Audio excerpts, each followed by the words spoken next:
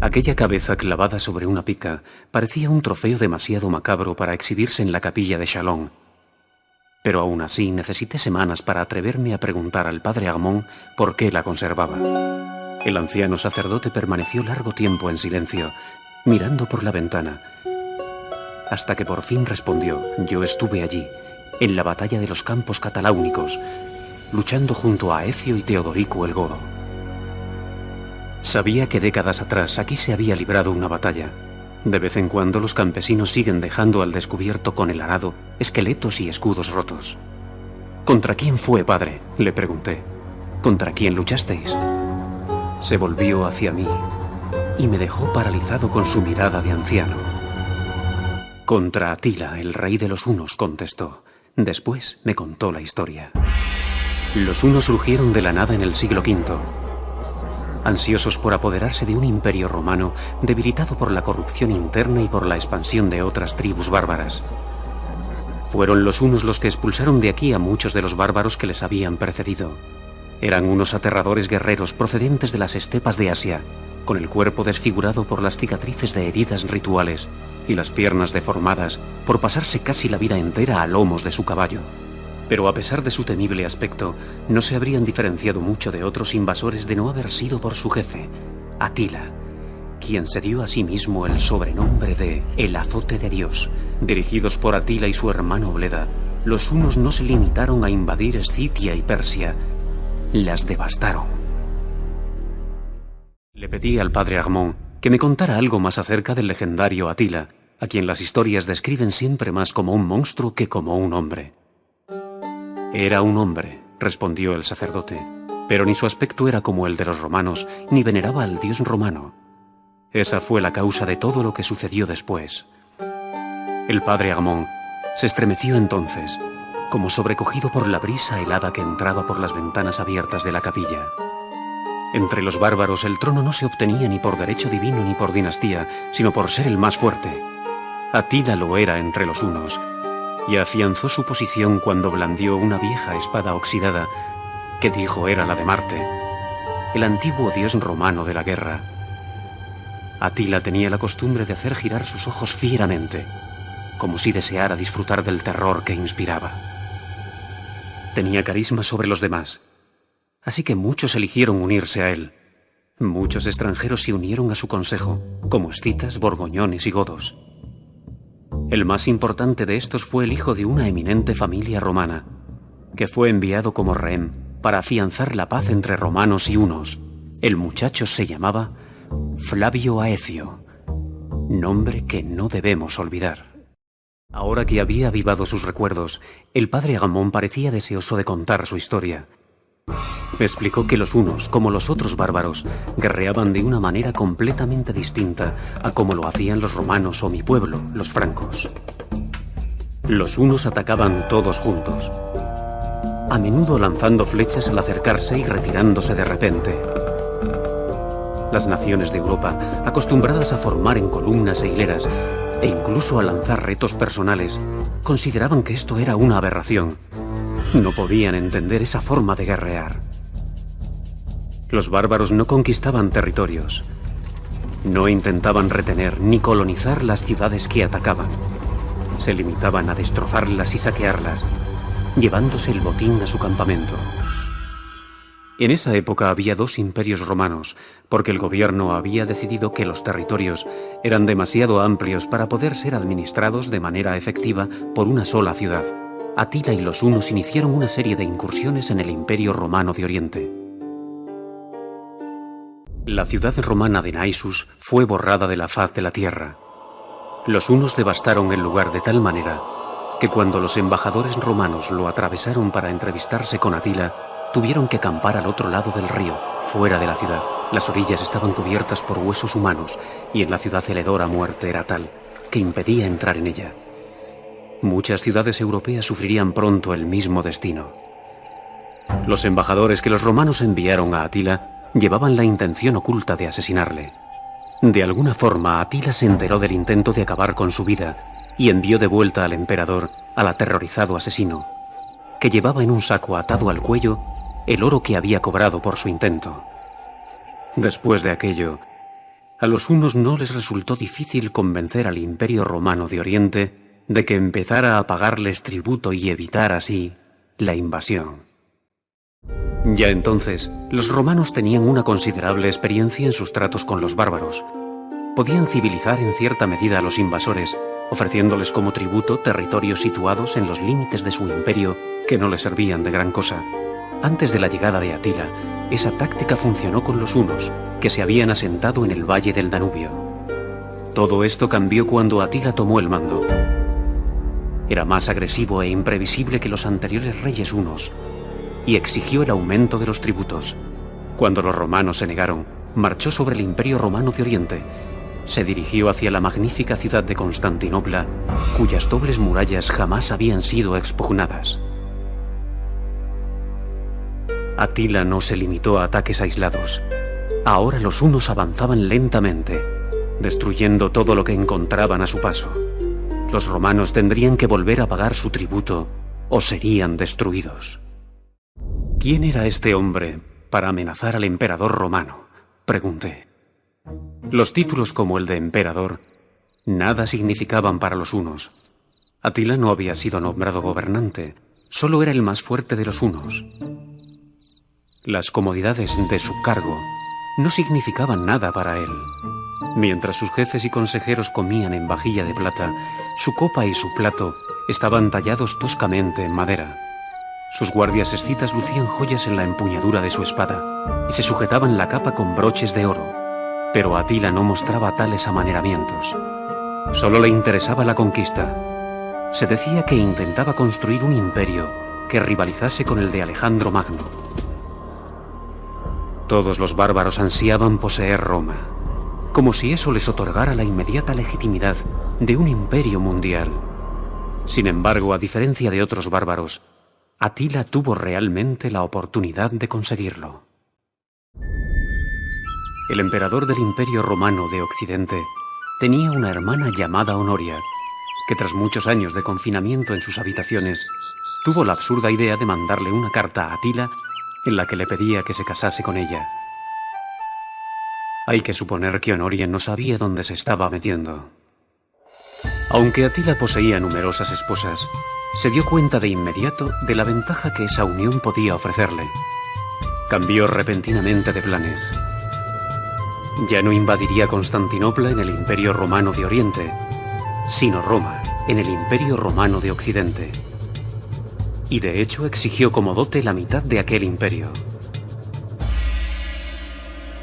Atila envió a los hunos a través del Rin y fraguó alianzas con otros jefes bárbaros. Algunos, especialmente los borgoñones y los ostrogodos, se unieron a la confederación huna, mientras que otros, como los visigodos, aprovecharon para obtener el favor de Roma oponiéndose a los hunos.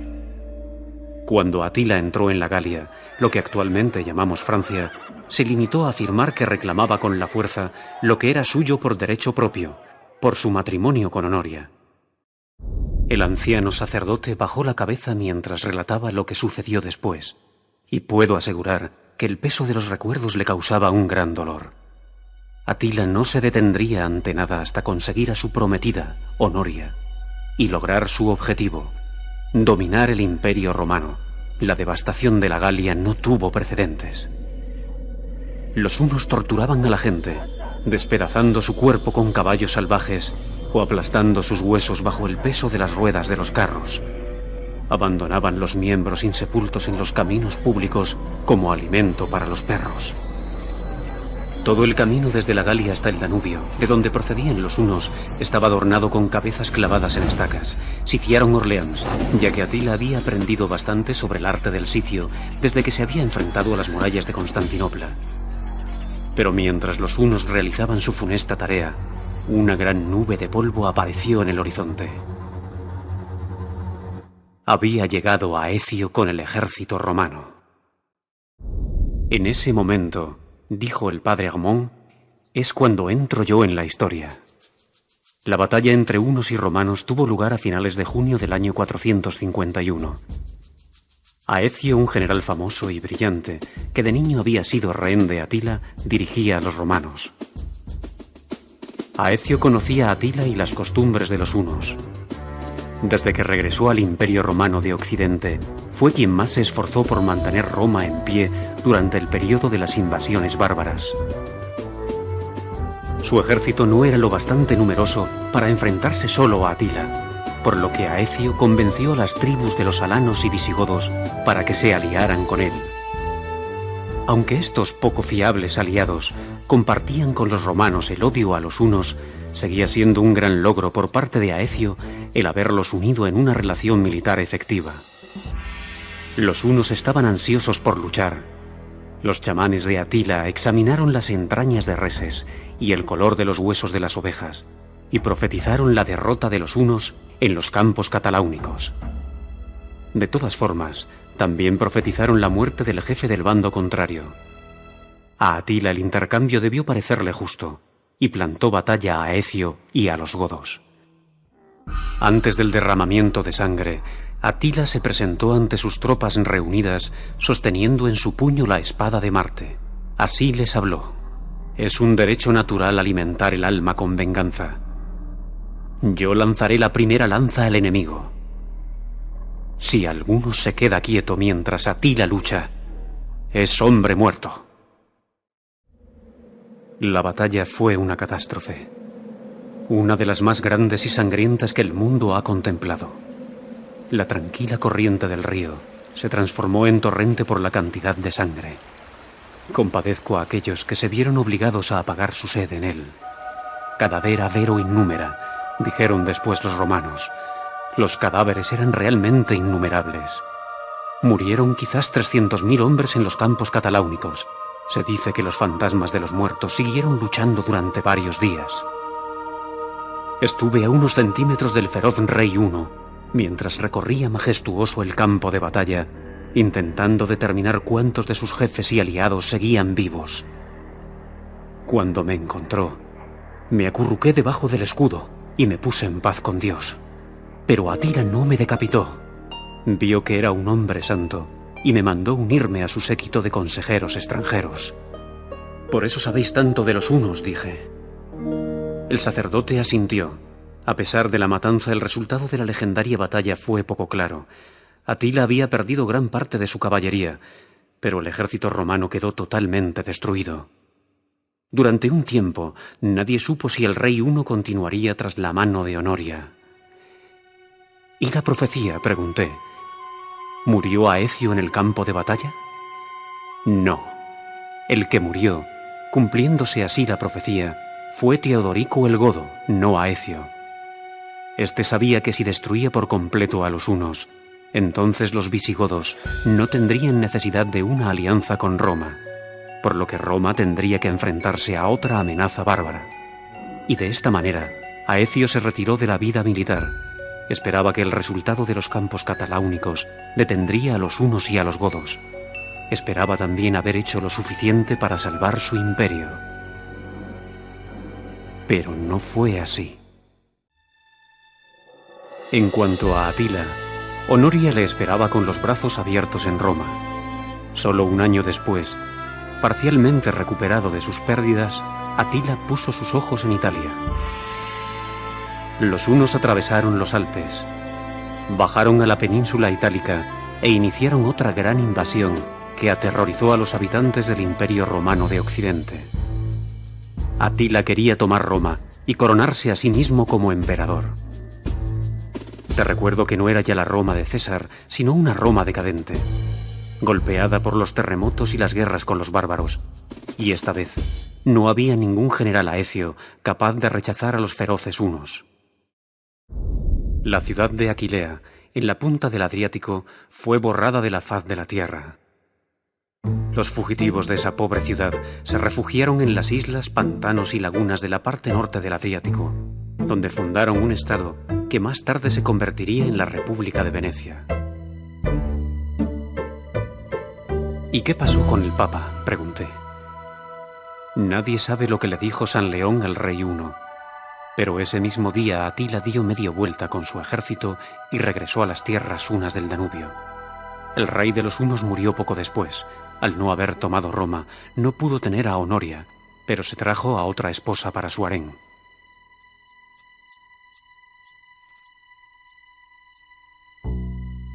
En su noche de bodas, Atila sufrió una hemorragia nasal, se atragantó y murió.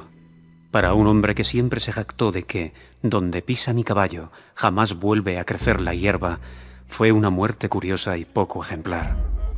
Los guerreros hunos se cortaron el cabello y se rajaron el rostro, para que la muerte del rey se lamentara no con lágrimas de mujer, sino con la sangre de los guerreros.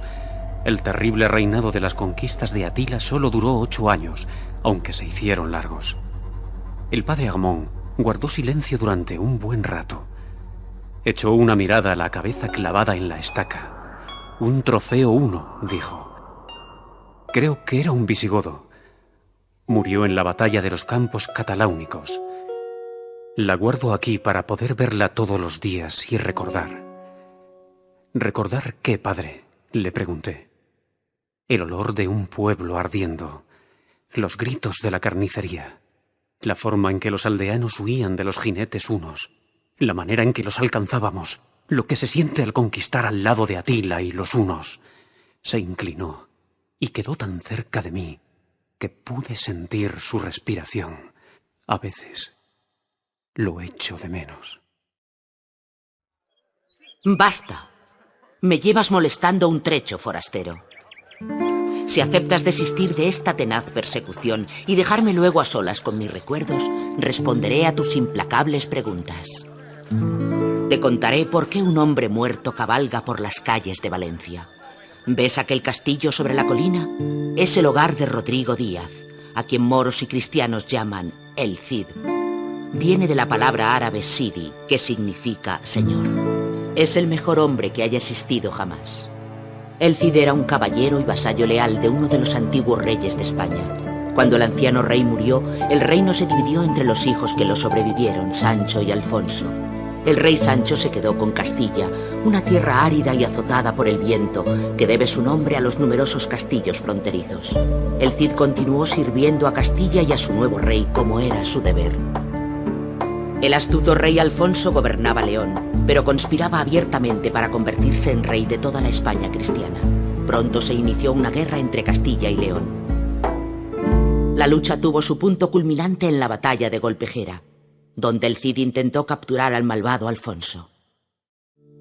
Aunque el Cid derrotó al ejército de Alfonso, el astuto rey sabía que había otras maneras tortuosas de ganar una guerra. Alfonso convenció mediante engaños a su hermano, el rey Sancho, para celebrar una conferencia secreta al amparo de las murallas de la ciudad de Zamora y lo mandó asesinar por la noche.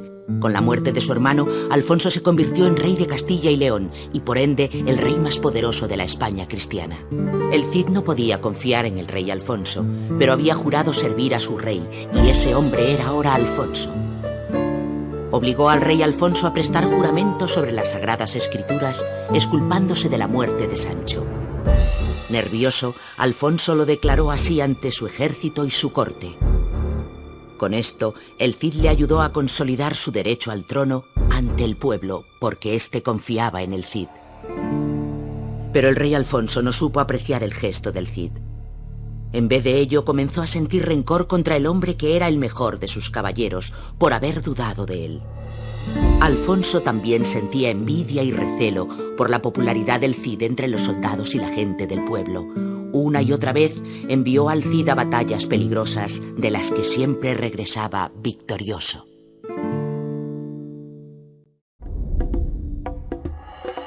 ¿Que cómo sé tanto acerca del mío Cid, Rodrigo Díaz? Soy Jimena de Asturias, la dueña de este castillo. En el año 1075, Rodrigo y yo nos casamos en Castilla. Aquellos fueron los días más felices de mi vida. Al menos cuando no enviaban a mi esposo a luchar contra los moros.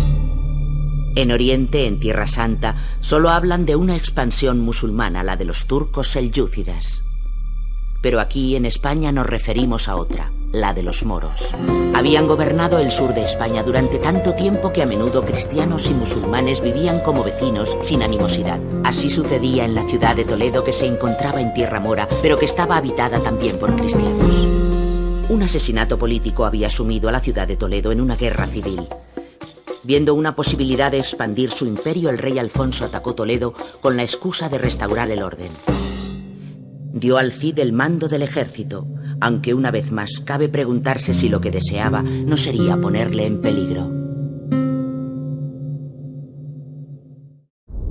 Una vez más, el Cid salió victorioso y entregó la ciudad al rey Alfonso.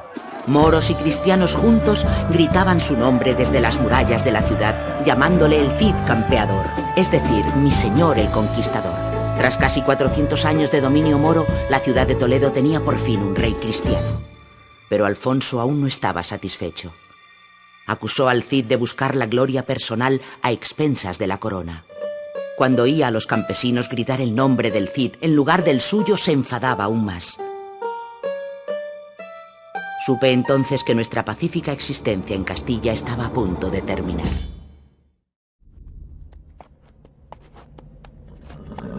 El rey Alfonso envió al exilio a su más leal y capaz servidor, Rodrigo Díaz, el Cid, con tan solo su caballo Babieca. Mis 2 hijas y yo nos quedamos en un monasterio en Castilla. Cuando Rodrigo y yo nos separamos, sentí como si me hubiesen arrancado una uña del dedo. Solo, Rodrigo se alejó cabalgando en el invierno castellano, pero no estuvo solo mucho tiempo. Dondequiera que fuera encontraba mercenarios y soldados deseosos de seguirlo. Pronto tuvo un pequeño ejército propio, pero el Cid no deseaba quedarse para siempre vagando por los desiertos páramos de Castilla. Necesitaba un castillo y un señor al que servir. También lo encontró, aunque en el más insospechado de los lugares. Mutamid, señor de Zaragoza, era un gobernante carismático, además de poeta y artista como muchos otros moros. Los logros culturales de los moros hacían que el resto de Europa pareciera bárbara en comparación. Mientras el Cid conversaba con el señor Mutamid en su suntuoso palacio, este comía de platos que le llegaban flotando sobre un canal interior. Mutamid otorgó ricos regalos al Cid y lo convirtió en un hombre rico. Pero el Cid, siempre leal a Castilla, le convenció para que ratificara un tratado por el que Zaragoza se convertía en parte de Castilla. Aún desde el exilio, el Cid seguía expandiendo el imperio de Alfonso. El Cid nunca luchó abiertamente contra el rey Alfonso, aunque sí lo hizo contra el conde Berenguer y otros señores españoles, que de los moros solo buscaban los tributos en oro y no estaban interesados en hacer alianzas con ellos. El conde Berenguer sería el enemigo del Cid durante muchos años. El rey Alfonso observaba alarmado cómo las fuerzas combinadas de moros y de cristianos bajo el mando del Cid ganaban poder y prestigio. Finalmente, cuando ya no lo pudo soportar más, envió su propio ejército a Zaragoza para luchar contra los moros de Mutamid. Por mucho que le hubiera gustado ir en ayuda de su amigo, el Cid no podía desenvainar la espada contra el rey Alfonso, ya que éste seguía siendo su legítimo señor. Como el Cid no podía ayudarlo, Mutamid se vio obligado a buscar ayuda en otra parte.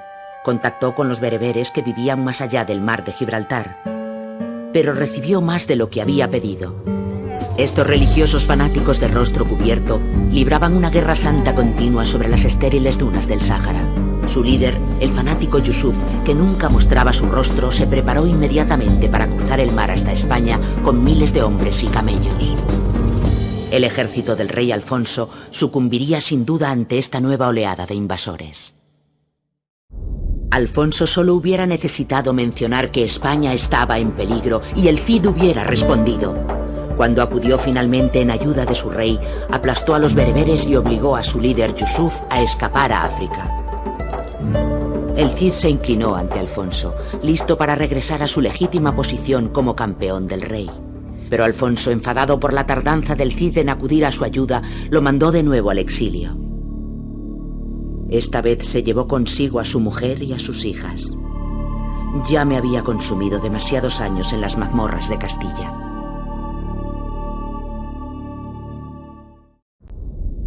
El Cid estaba de nuevo en el exilio, pero esta vez no había moros que le dieran la bienvenida. Vagó por los desolados parajes rocosos de Castilla preguntándose si su leyenda había finalmente terminado. Entonces sucedió algo extraordinario.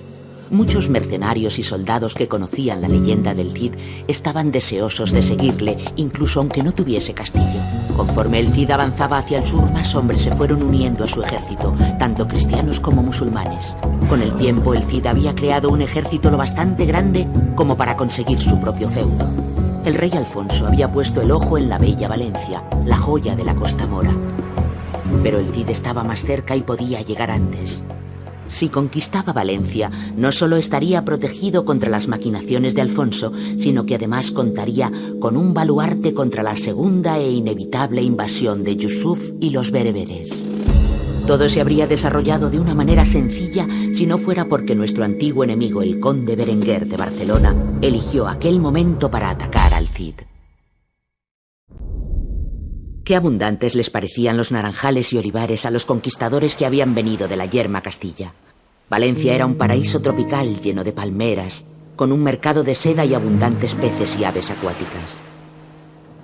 Una vez asegurado el castillo y dispuestas las defensas de la ciudad, el Cid envió a buscarnos a mí y a sus hijas. Nuestro reencuentro tuvo lugar en la torre más alta del castillo, frente a un mar que ocupaba todo el horizonte.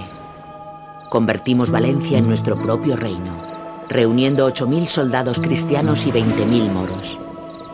Era el logro más grande del Cid hasta ese momento. Estábamos fuera del alcance del rey Alfonso y el conde Berenguer estaba encerrado en las mazmorras de Valencia. Con el tiempo sería liberado a cambio de un rescate y una de nuestras hijas se casaría con su sobrino y heredero para evitar futuros conflictos. Ojalá que la leyenda del Cid hubiera terminado allí bajo las puestas de sol de Valencia, pero no sería así. Valencia se encontraba justo en el camino de la horda berebere del fanático Yusuf.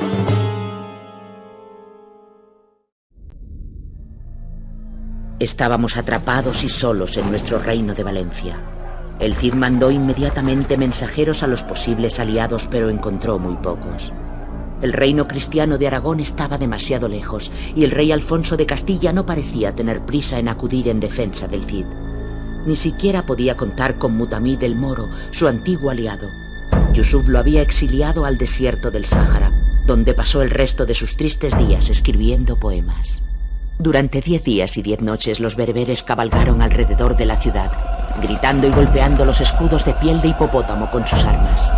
El Cid arengó a sus tropas, rezó y planeó un contraataque. Entonces ocurrió lo impensable. Durante un genial ataque sorpresa para arrebatarles oro y caballos a los bereberes, Rodrigo Díaz, mío Cid, fue abatido por una flecha perdida. El ataque sorpresa se convirtió en una fuga desordenada y los hombres del Cid regresaron a duras penas al castillo con su cuerpo herido. Rodrigo y yo sabíamos que no sobreviviría a la noche, pero también sabíamos que sin su Cid para dirigirlos, los soldados de Valencia no se sentirían lo bastante fuertes para enfrentarse a los bereberes. Por ello, aunque acababa de morir, até a mi marido sobre Babieca y le puse la espada tizona en la mano.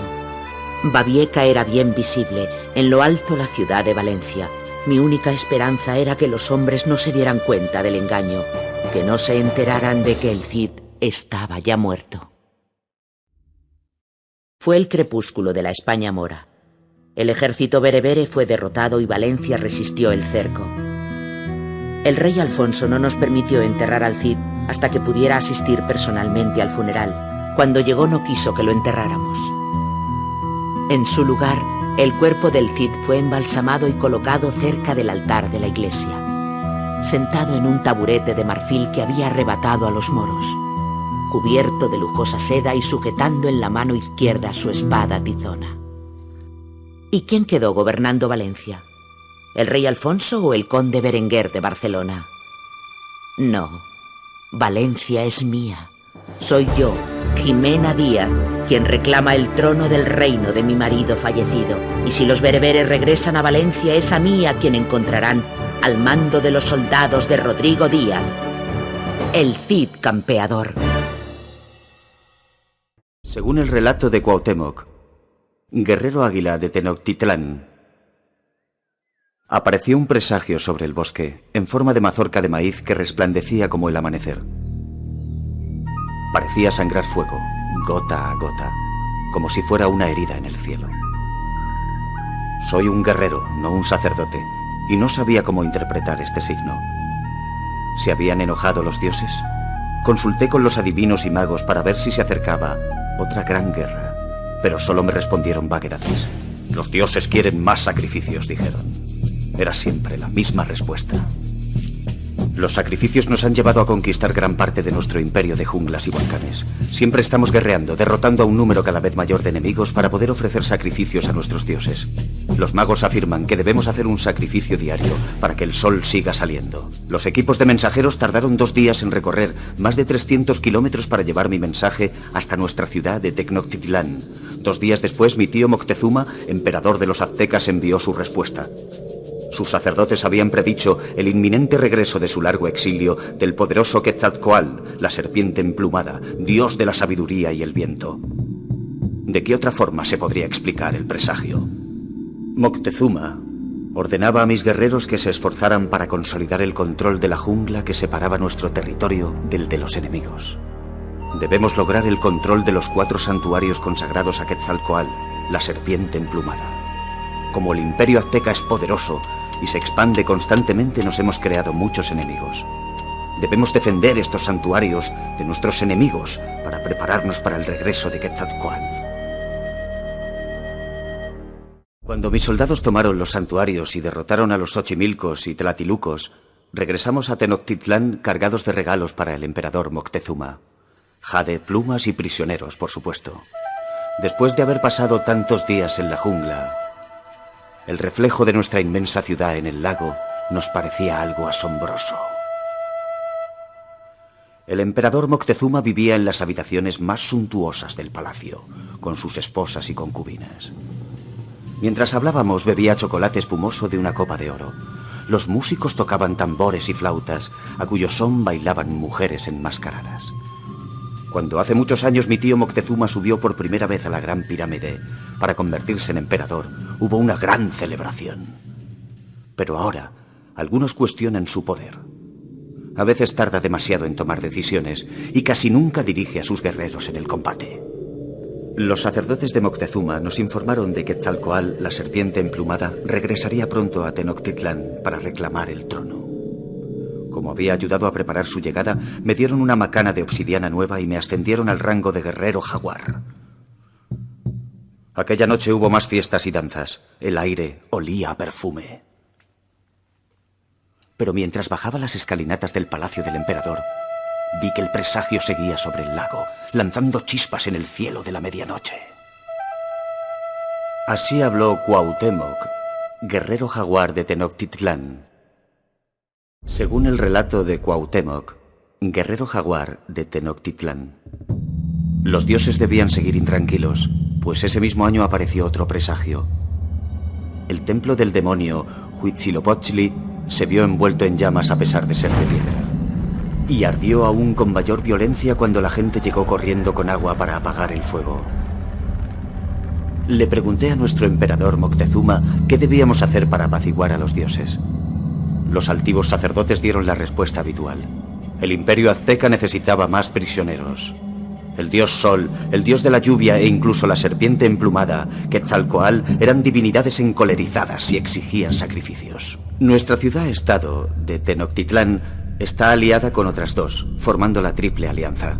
Moctezuma pretendía que ésta atacara a nuestros viejos enemigos, los tlaxcaltecas. Como manda la tradición, les envié el escudo, flechas y mantos como declaración de que pronto los atacaríamos. Luego nos adentramos en la jungla, con las enseñas de jaguar y águila listas para el enfrentamiento con las enseñas de garza de los tlaxcaltecas. Los pájaros de las alturas de la jungla elevaron su vuelo hacia el cielo, impacientes por alejarse de la violencia que se avecinaba. Los primeros mensajeros que llegaron a Tenochtitlán nos hablaron de montañas y torres que flotaban en el mar. Las historias que le contaban a Moctezuma eran cada vez más fantásticas. Disparaban bolas de piedra, que lanzaban chispas y una lluvia de fuego que destrozaba las armas. Estos dioses cabalgaban sobre inmensos ciervos sin cornamentas. Sus espadas, arcos, escudos y ropas eran de hierro. Estaba claro, se trataba del regreso de Quetzalcóatl. Moctezuma oía estas noticias con creciente preocupación. Mientras se movía nervioso en el Icpalli, su trono sin patas, mandó llevar caros regalos a los recién llegados, con la esperanza de que Quetzalcóatl le perdonaría cuando la serpiente emplumada llegara a Tenochtitlán. Ha regresado, me susurró Moctezuma. Ha venido a recuperar su trono, como prometió al marcharse. Sujeté firmemente mis armas, pero no dije nada. ¿Cómo podía contradecir la palabra de nuestro emperador? Así habló Cuauhtémoc, guerrero jaguar de Tenochtitlán. Según el relato de Cuauhtémoc, guerrero jaguar de Tenochtitlán, otro presagio. El lago que rodea la gran ciudad de Tenochtitlán se elevó, aunque no hacía viento, e hirvió como si lo hubieran calentado. Espumó hasta que se abalanzó sobre las casas de la ciudad, arrastrándolas con él. Acompañé a nuestros dignatarios al encuentro con los recién llegados. Viajamos hacia la costa atravesando los territorios de nuestros enemigos tlaxcaltecas. Cuando salimos de la jungla, los extranjeros nos dieron la bienvenida, aunque mantenían sus armas al alcance. Les dije que éramos los aztecas, representantes del gran Moctezuma. Su jefe dijo que eran españoles y que él se llamaba Cortés, aunque pareció complacerle que nos refiriéramos a él como Quetzalcóatl. No me parecieron dioses, aunque sus armaduras y animales parecían de otro mundo. Le ofrecimos a Cortés regalos del mejor algodón y penachos de plumas de pájaros, pero parecía más interesado en los adornos de oro. Preguntó una y otra vez si había más oro en Tenochtitlán. Cortés ya se había adentrado en el territorio de los tlaxcaltecas. En un principio hubo escaramuzas entre los tlaxcaltecas y los españoles. Pero cuando Cortés se enteró del tamaño de Tenochtitlán y del número de nuestros valientes guerreros aztecas, les propuso a los tlaxcaltecas una alianza para atacar a los aztecas. Aunque los guerreros aztecas lucharon bien aquel día, las bestias que los españoles montaban en el combate y el ruido de sus armas de fuego atemorizaron a mis hombres. Aunque sobrevivimos al ataque, pensé que lo mejor era retirarse hacia Tenochtitlán y contarle al emperador Moctezuma todo lo que habíamos visto. No sé si mi tío Moctezuma lo hizo por cobardía o simplemente intentaba protegernos de la cólera de los dioses. Pero envió más regalos a Cortés, junto con una invitación para que visitara nuestra gran ciudad como su huésped. Estaba presente cuando Moctezuma se encontró con Cortés en una de las calzadas que llevaban a nuestra gran ciudad. Era evidente que los españoles jamás habían contemplado nada como Tenochtitlán. Miraban atónitos los mercados de brillantes colores y las pirámides que se elevaban en la isla artificial, situada en el centro del gigantesco lago Texcoco. Algunos soldados españoles preguntaban si todo aquello era un sueño, deslumbrados por cosas que nunca habían visto, oído ni imaginado. Moctezuma llevó a Cortés a la parte superior de la gran pirámide, desde donde le mostró los distintos canales y barrios de la ciudad. Pero Cortés solo parecía interesado por los adornos de oro, apoderándose de los que encontraba.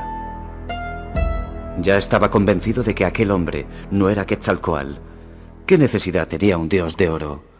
Así habló Cuauhtémoc, guerrero jaguar de Tenochtitlán. Según el relato de Cuauhtémoc, prisionero de Tenochtitlán. El siguiente presagio no lo vimos, pero escuchamos en la noche los gritos de una mujer que lloraba porque no podía esconder a sus hijos. La indecisión atormentaba al emperador Moctezuma. ¿Ese hombre era Quetzalcóatl o un simple mortal? Mientras el emperador meditaba la respuesta, los ciudadanos se sentían cada vez más inquietos. Cortés vigilaba de cerca al emperador y al poco tiempo Moctezuma era prisionero en su propio palacio. Así tomaron los españoles Tenochtitlán sin tan siquiera asediarla.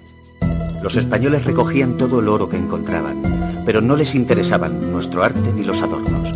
Se limitaban a fundir el oro para llevárselo a España. También prohibieron los sacrificios a los dioses. Cuando los sacerdotes protestaron, los asesinaron.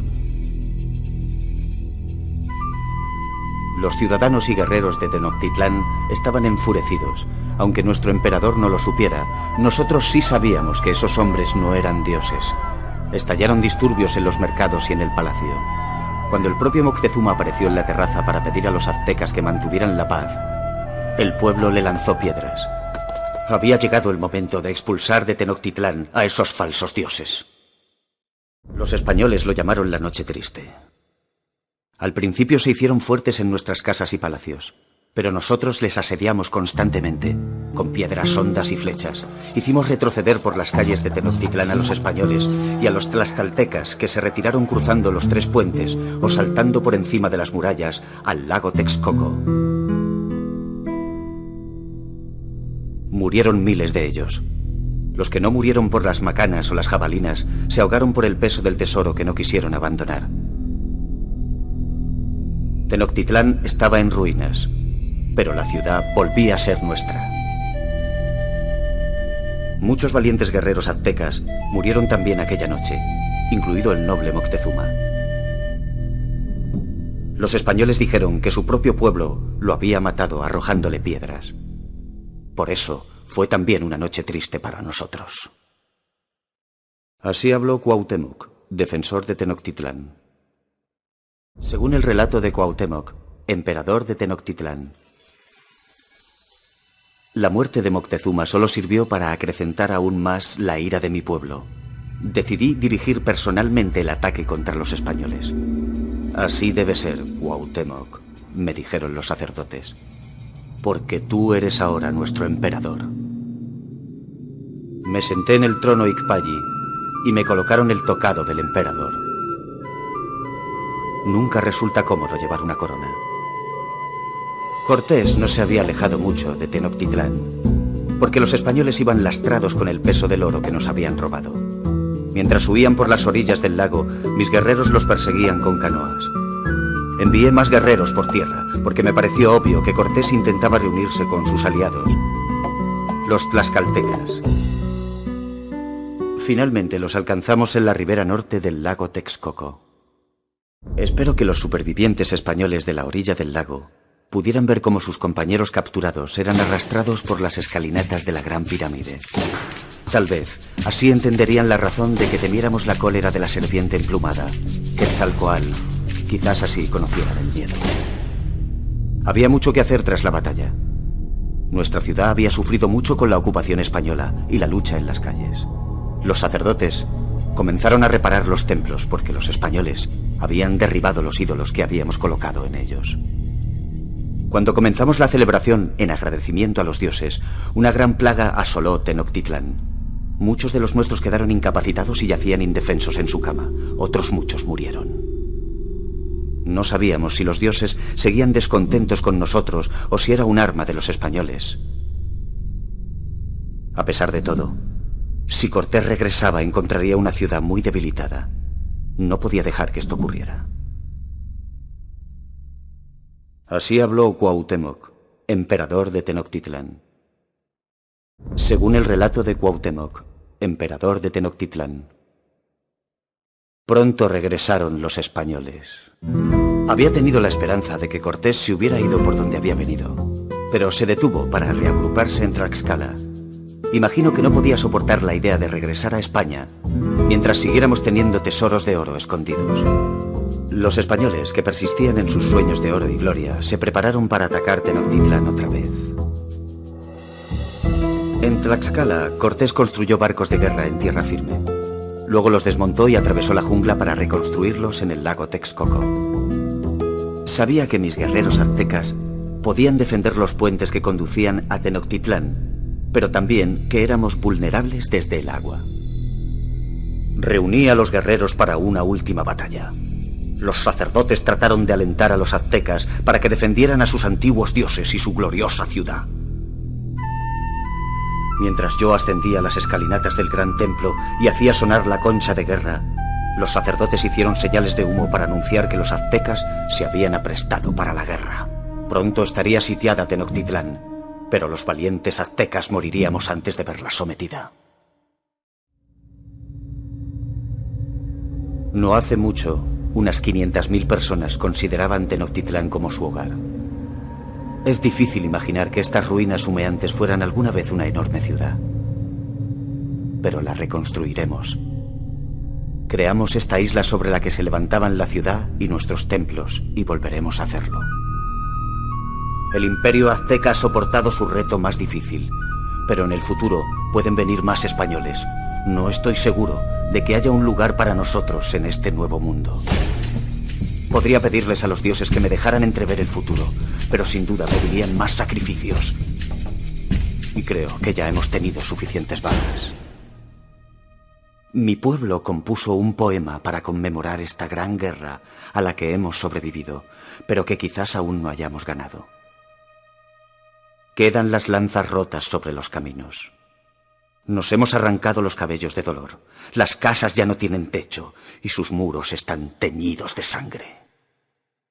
Así habló Cuauhtémoc, emperador de Tenochtitlán. Era imposible imaginar que el mundo pudiera terminar en un día tan precioso de otoño. Sin embargo, la tormenta de los caballos musulmanes continuaba asolando Europa, dejando a su paso ciudades conquistadas y ejércitos destrozados y aturdidos. Los caballos musulmanes, atacando con la velocidad del rayo, irrumpieron en la ciudad de Burdeos y luego en Poitiers, por lo que era muy poco lo que quedaba por defender del reino franco. Sin embargo, Carlos Martel reunió al desalentado ejército franco para ofrecer una última resistencia en la ciudad de Tours. Los caballos musulmanes, los más bellos y veloces, empezaron a chapotear por el río Biel.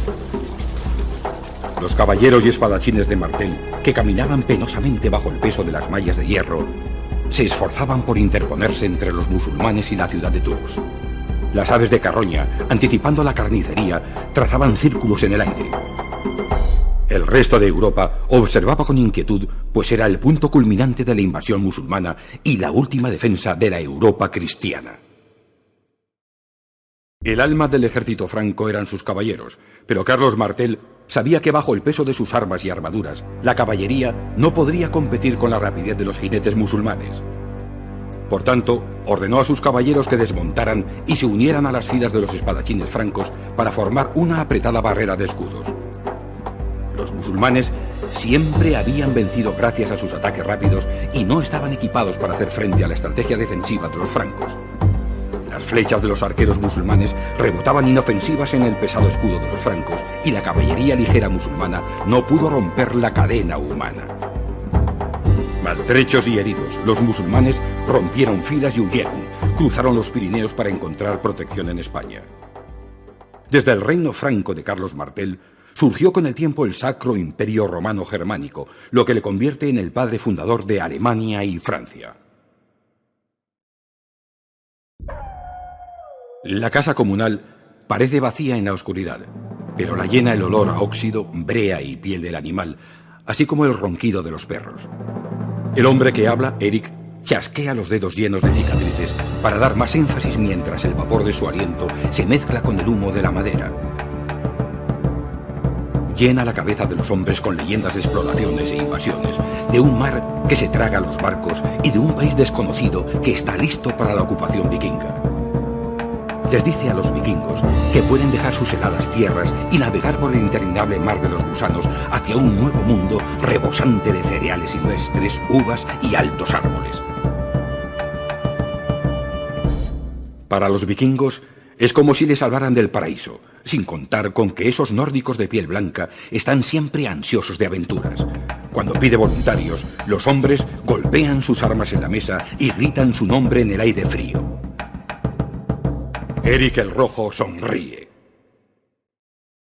Gran parte de la historia de los vikingos está registrada en cuentos orales llamados sagas, que se transmiten de generación en generación.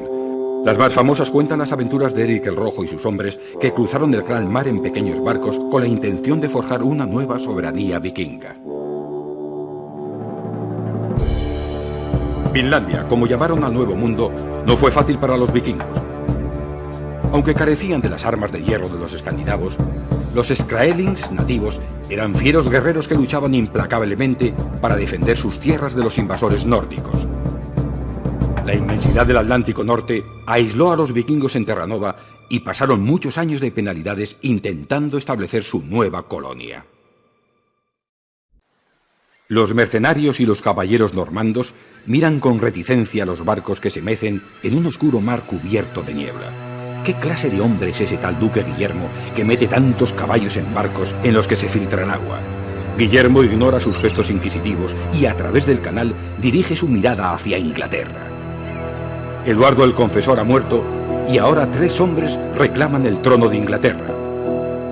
Harold el Sajón ocupa el trono inglés y se apresura a fortificar sus orillas contra 2 invasiones. Harold Aldrada, rey de Dinamarca y Noruega, envía vikingos desde el norte, mientras que Guillermo invade desde el sur. El resultado de este conflicto a 3 bandas es tan incierto como la niebla que envuelve el canal. Los huscarles de Harold el Sajón son soldados profesionales, no mercenarios. La única oportunidad que tiene Guillermo de vencer es usar la caballería pesada. Pero para ello primero debe meter todos los caballos en esos barcos tan poco seguros. El futuro de Inglaterra está a punto de decidirse.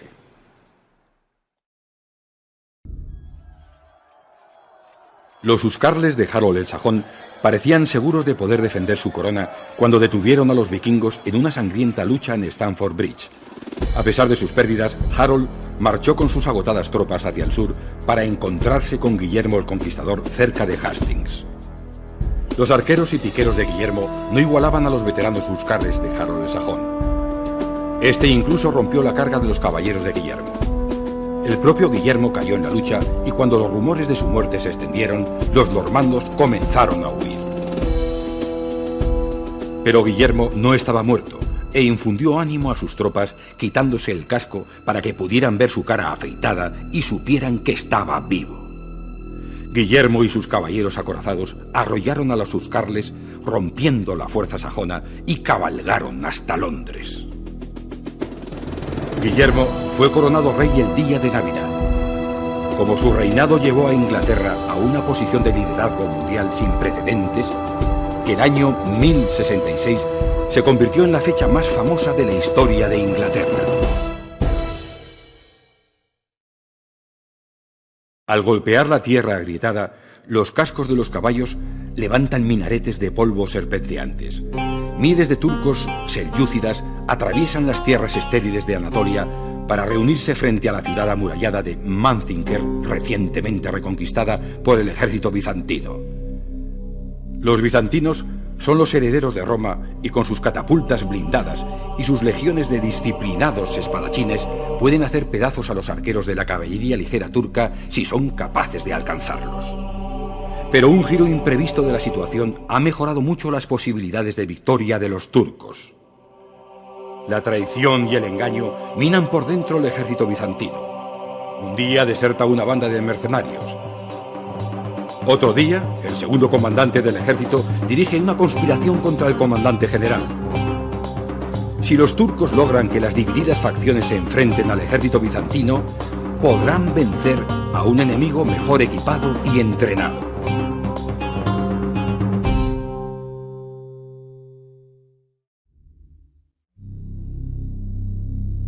Mientras era de día, el ejército bizantino podía hacer retroceder a los turcos hacia sus campamentos.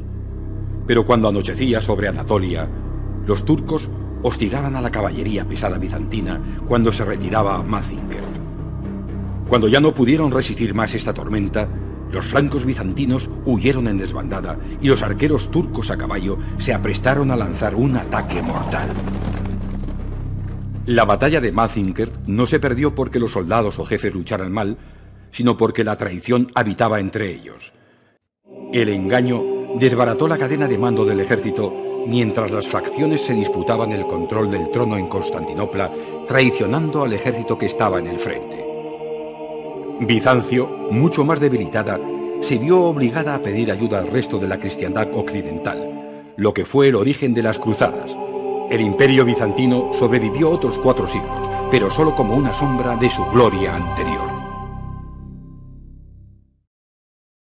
Vuelven las lluvias hasta no dejar nada más que lodo cubriendo los caminos, bosques y campos. Los soldados ingleses, agotados, levantan el arco por encima de la cabeza para proteger del agua su preciada madera de tejo. Los carros apenas pueden rodar, aunque están vacíos porque hace tiempo que se han acabado las provisiones. Por detrás resuena un galope aterrador. Llegan los caballeros franceses. Los ingleses han estado retirándose lentamente desde el desastre de Harfleur, donde el glorioso asedio del rey Enrique V se alargó interminablemente, costando la vida a 3.000 ingleses. Ahora, Enrique ha abandonado su sueño de hacer valer su derecho hereditario sobre la corona de Francia. Al igual que sus hombres, solo desea llegar a los barcos que le llevarán a su hogar en Inglaterra. Pero de regreso a Calais, el ejército francés alcanza a Enrique. Los franceses no están interesados en negociar porque saben que los ingleses están agotados y hambrientos. Y además les exceden el número de 3-1. Los ingleses se han detenido en la cima de una colina arbolada. Los arqueros clavan estacas en la tierra para ofrecer algún tipo de barrera contra la mortal caballería francesa. La única esperanza de Enrique es que su infantería ligera demuestre ser más ágil que los impetuosos caballeros franceses y que el radio de acción de sus arqueros iguale las cosas antes de tener a los caballos franceses encima. No se recuerda la batalla de Agincourt por haber sido un triunfo inevitable, sino porque fue un vuelco a la situación esperada. Los arqueros ingleses, inferiores en número a los franceses, obtuvieron la victoria porque estos se vieron obligados a cargar pendiente arriba en una colina embarrada y a través de un bosque espeso. Los ingleses usaban poca armadura, por lo que siendo más ligeros alcanzaron a los franceses, que se movían con dificultad en mitad de su retirada. Una carga de Enrique con lo que quedaba de su caballería abrió una brecha entre los maltrechos franceses que le dejó libre el camino a la costa. A pesar de esa victoria, Enrique no continuó el ataque, sino que se retiró a Inglaterra. Borgoña fue la verdadera vencedora de la batalla, pues pudo alzarse con el poder por el vacío que dejaron Francia e Inglaterra. El continuo chapoteo de los remos de 200 barcos que golpean el agua ahoga cualquier otro sonido. La flota más poderosa jamás vista, reunida por don Juan de Austria y sus aliados venecianos, navega bajo la ardiente luz del alba hacia su encuentro final con los turcos otomanos. El ejército turco ha extendido mucho su imperio, anexionando el norte de África y Mesopotamia a sus posesiones de Anatolia, pero ha sido finalmente rechazado por la dura defensa húngara. Sin desanimarse, los turcos desviaron la atención hacia el Mediterráneo, donde intentaron acabar con las potencias navales cristianas, España y Venecia. Ahora, 230 galeras de remos y 6 galeazas pesadas se dirigen lentamente a la bahía de Lepanto para encontrarse con las 270 galeras de la flota turca. Los barcos se preparan cuando ya solo les separan 5 millas. Una lluvia de flechas oscurece el cielo y finalmente el estruendo de los cañones ahoga el ruido del chapoteo de los remos.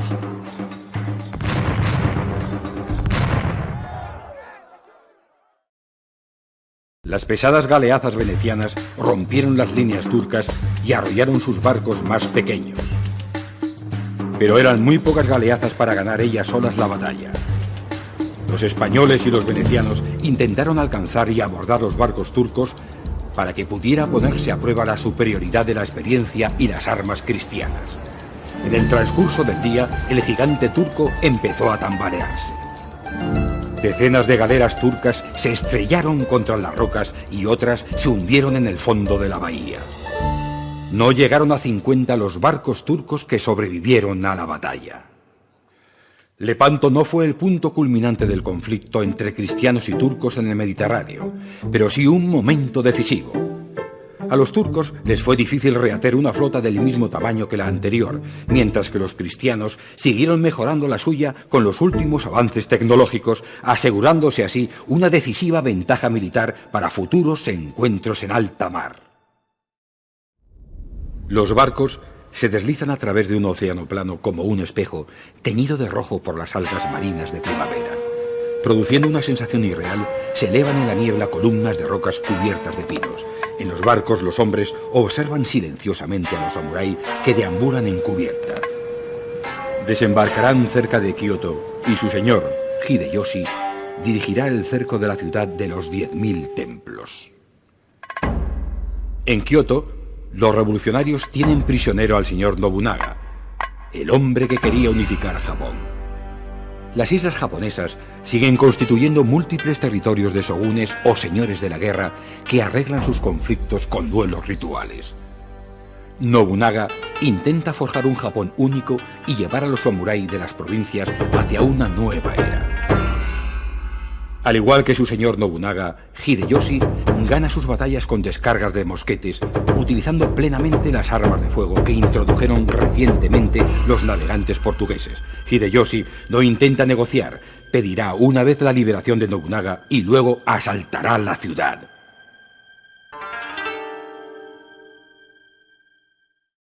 Kioto pagó caro la muerte de Nobunaga y al final Hideyoshi pudo realizar lo que no hizo su mentor. En 1590, Japón era un país unificado. Pero ese logro, por importante que fuera, no dejó satisfecho a Hideyoshi, quien puso en marcha un ambicioso plan de conquista de China y Corea. Japón no quedó libre de conflictos, ya que seguirían estallando diversas guerras civiles durante muchos años. No obstante, los miembros de la familia Ieyasu, antiguos aliados de Hideyoshi, seguirían gobernando Japón como shogunes hasta el siglo XIX.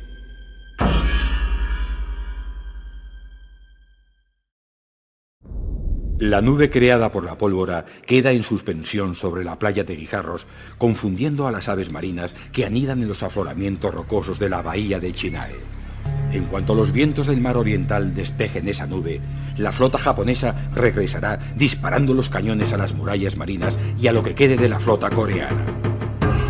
Aunque el ejército ha conseguido hasta el momento repeler a cualquier samurái que llegase a tierra firme, la victoria japonesa es solo cuestión de tiempo. La última esperanza para la flota coreana es un jefe innovador llamado Yi Sun-sin. El almirante Yi está construyendo un arma secreta, un barco con un blindaje de hierro que puede resistir al cañón japonés y un casco picudo para rechazar los abordajes. Llama a estos barcos Kobuksong, o barcos tortuga. Si el almirante Yi puede preparar su flota de barcos tortuga a tiempo, los coreanos tendrán una oportunidad de derrotar a los japoneses. Pero si llega demasiado tarde... Los japoneses fueron incapaces de establecer una base en China o Corea. Por lo tanto, todas las provisiones y refuerzos tenían que venir de las propias islas japonesas. Cuando el almirante Yi destruyó la flota japonesa, los ejércitos samurái quedaron aislados de los suministros. Y acabó la invasión. Yi Sun-sin murió en la batalla, pero el comandante japonés Hideyoshi murió poco después, y con él el deseo de conquista de los japoneses.